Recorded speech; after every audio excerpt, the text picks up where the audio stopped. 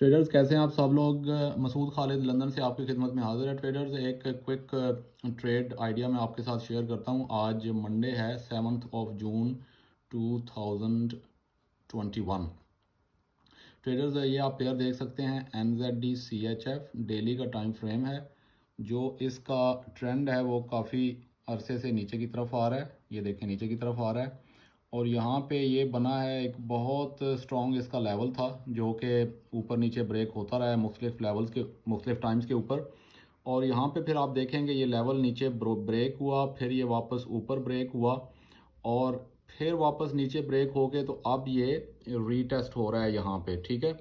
अब अगर आप जाएं नीचे इसके 4 आवर टाइम फ्रेम के ऊपर, ये रहा आपका 4 आवर टाइम फ्रेम।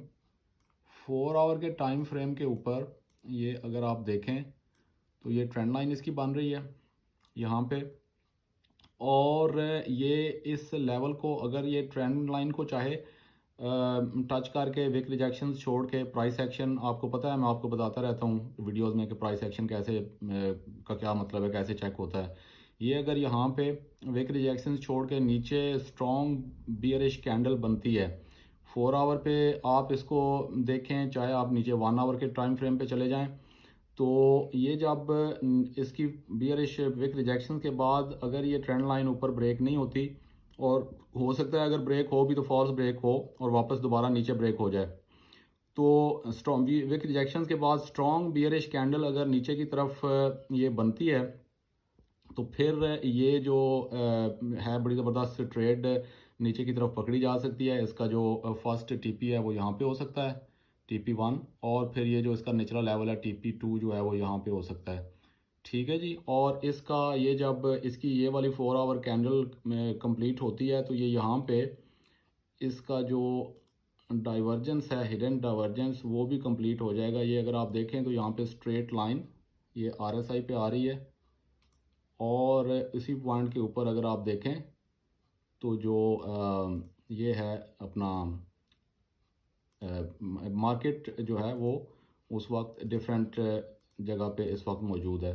तो ये बड़ी क्लियर हिडन डाइवर्जेंस भी यहाँ पे बन रही है।